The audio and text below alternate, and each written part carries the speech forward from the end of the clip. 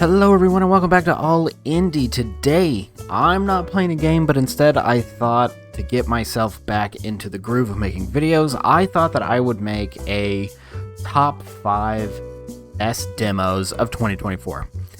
I played a decent amount of games in 2024. I think starting in June I played something like 30, and I plan on trying to release a video a week. Plus dev requests, so I'm hoping to increase that number in 2025, but I thought it would just be kind of nice to revisit some of the good ones of 2024 and just kind of continue to encourage you guys to go support local indie devs and support other games. So, coming in at number 5 for the top 5 indie games of 2024, it's Dungeons and Degenerate Gamblers. Now, I know what I said earlier, that I'm not very good at card games, or those types of card games. But that's where Dungeons and Degenerate... Wow, I can't hardly say the name. That's where Dungeons and Degenerate Gamblers shines. It's just blackjack on crack. That's all it is. It's 21 on crack. You can increase your bust limit. You can decrease it. You can guard yourself from damage. You can also, double points and stuff like that. I kind of feel the same way about this game that I'm sure some of you feel about Balatro. It's easy to pick up, it's easy to play, it's a deck builder, it's also quirky, and there's a choose your own adventure aspect, which I kind of got hooked on, and I really wish there was more than just the bar that I could play in the demo. But I played through the demo multiple times, and I loved all my playthroughs. I think if you're high on Balatro right now, and you're a little tired of it, I think you could do Dungeons and Degenerate Gamblers pretty easily. I think you would find the same kind of high with that game. Give it a shot. Coming in at number 4 is Mirthwood. I didn't think I would like this game as much as I did, but there is too much. There's too much in Mirthwood to hate this game. Is it a farming sim? Yeah, a little bit. Is there relationship building? Yeah, a little bit. But there's also combat and questing and trading. And you can become the guard of your own caravan. There's different career paths that you can take. There's skill trees and different story backgrounds. There's just a lot to appreciate about Mirthwood. And again, people are still hooked on Stardew Valley and Animal Crossing and any other type of relationship and farming sim type game. I think if you're looking for a little bit more, if you wish there was a little more better combat, I know Stardew Valley has some combat, but I think if you wanted it to be better, or if you just wanted more, Mirthwood is going to be your game. You can put a lot of hours into this game and barely scratch the surface of what it has to offer. Coming in at number 3 on this list is Worship. Now, I'm a bit biased. I'm a sucker for minion games, and full disclosure, I did back this game on Kickstarter.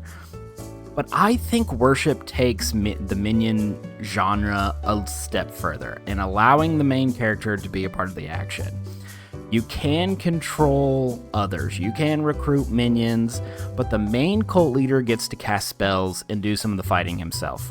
Right? Or yourself as the player. Anyway, most of the time in these minion games, it's kind of rare for the main character to do something other than gather minions and then manage them, right? Worship is fun to me because it reminds me of those old Overlord games where you could cast spells or swing a mace and just get in the combat with your goblins if you wanted to. I think Worship takes it a step further because you can customize that a little bit more, and you have spells. And there's also an interesting roguelike element that plays out to it that, the game could all just end if you failed. I'm still kind of playing on this one. I would highly recommend it. I would highly recommend it to almost anybody. I love it. I think it's wonderful. It's easy to play, pretty easy to pick up. It's also just fun. All right, number 2 for me was Into the Dead: Our Darkest Days. This game is essentially This War of Mine, which is an incredible award-winning game, and then they crossed it with State of Decay.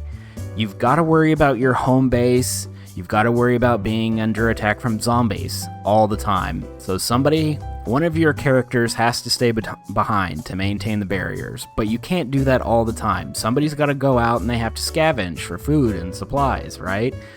On top of that, your barrier will eventually break, which causes you to move bases, and the cycle will repeat. But it's a fun cycle. I never thought that I would enjoy the stress of surviving a zombie apocalypse so much. I went back and played this demo until it wouldn't let me play anymore. There are like tasks and like little quests that you can do when it comes to like, hey, go find these people because you heard on the radio that they're trapped in the police station or whatever. When you explore maps, you have to worry about your combat situation. Do you have a bat? Do you have a gun that you can actually defend yourself, or is this map going to be all stealth? On top of that, I didn't record this, but while I was doing a map, I found a person stranded on a billboard. And when I brought her into my camp, I didn't look close enough. She was basically useless. She was only good for nursing and cooking. I didn't have a cooking station, and I didn't really have any medical supplies. So I brought her in, and she was just another mouth to feed, but she wouldn't eat junk food. So like all of these things you have to consider when you're playing these games. There are some characters that are good at going out and scavenging. There are some characters that are better at straight up fighting and shooting guns, which can kind of be a bad thing and cause, more problems than it actually solves. You might lose characters, and you lose characters permanently. You can't get them back unless you restart the game. And all of this is wrapped up in an atmospheric zombie post-apocalypse that I kept playing for hours, and I was on edge the entire time, but I loved it.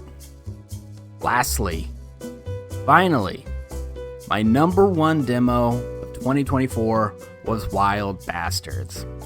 I wasn't really sure what to expect with Wild Bastards. I have played, I think, maybe somewhere between 10 and 20 hours in Void Bastards.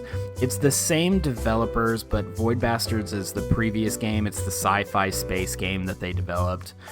In my opinion, Void Bastards it's slow.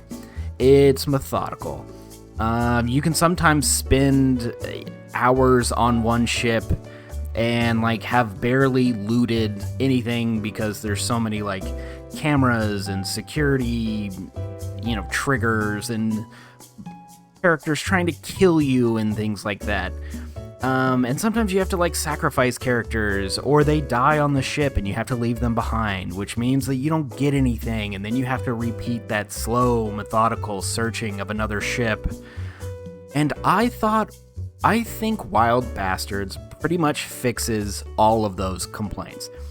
Wild Bastards fine-tuned the mapping, they fine-tuned the strategy, it's a little faster pace. On top of that, the gameplay is exciting from the start.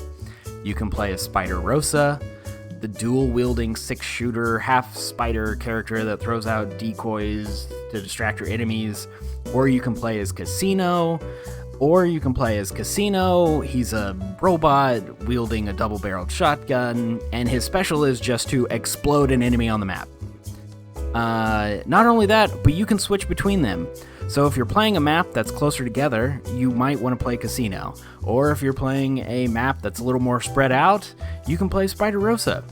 On top of that, you get more characters, and you get to pair them up however you want when you go down to planets. So if you prefer to play a short-range shotgun like Casino, or a long-range sniper, you can pair them two together. Or you can pair up people that just want to watch the world burn, and they throw explosives everywhere, and they have giant AoEs.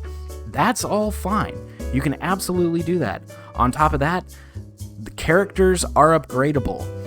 They also have relationships with each other. So sometimes if the sniper hates the shotgun guy, the sniper hates Casino, that could affect how you play the game in a negative manner. Or they might love each other and want to get married, and for some reason that gives them more health and more accuracy. There's a wide range of maps. there's different enemies, there's sometimes even bosses that you have to fight, and they chase you around the map, which affects how you choose, where you go.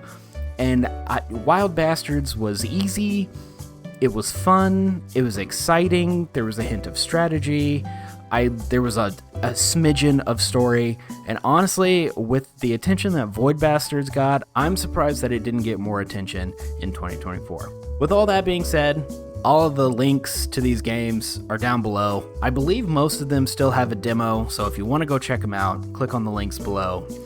Those were the top games of 2024. If you have any suggestions or if you're working on a game, shoot me an email, leave a comment below. Either way, thank you so much for watching. I really appreciate it. Support your local indie devs. I'll see you in the next video. Take care.